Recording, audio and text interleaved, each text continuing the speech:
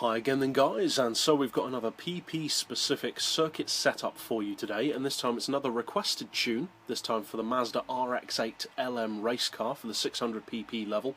Now it was requested that this could be a tune which could deal pretty well with tyre wear and be a good all-rounder for most semi-technical circuits, so I've gone for racing hard tyres to see how it copes with less than perfect situations. As far as the brakes, I've personally opted to increase the rear balance to 6. You don't have to do that, it just keeps it to more of a controlled, straight line kind of stop. But if you opt not to use ABS, then you will need to be careful of that. As far as suspension, we've got the ride height on 60 front and rear, springs to 15 front and rear, dampers to 4 all round, reduce the anti-roll slightly to 2, camber and toe neutral, because we're trying to keep the steering as fairly loose as possible really.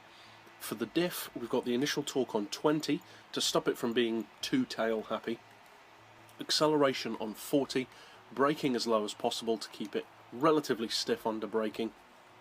As far as power, we've got the high RPM turbo and an oil change, and then 83.9% power, and the high RPM turbo does actually allow you to have the most power at the 600 PP level, plus it's just the best turbo all round.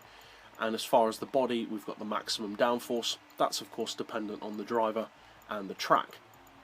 As far as the gearbox, it's not a top-end tune, and you may want to extend it a bit more depending on the track, but I've gone for a relatively close ratio, more acceleration biased gearbox with an auto setting of 180 and individual gears of 3.5, 2325, 1725, 1350, 1.1 and 925 with a final drive of 3. So now let's take it out to the track to see how it performs. Overall, the RX-8 is not one of the most obvious choices of GT class machine, especially not up at the 600 PP level, but as I said, it was a requested tune and it's certainly a car which I love to use myself, and it is capable of winning races, especially on technical circuits. It's not the strongest of cars for top-end performance, but on technical circuits it has somewhat touring car-esque handling, which is good. It's very good for endurance races because it's relatively low stress on the driver. It's not a particularly twitchy car, relatively smooth as far as racing cars go, and pretty easy to drive also. So, as always, I would recommend playing around with the settings to find out what works best for you and your particular driving style. But that's it overall for this build, so if you're new to the channel and would like to keep up with other tune setups like this, be sure to hit subscribe down below, and as always, thanks for watching.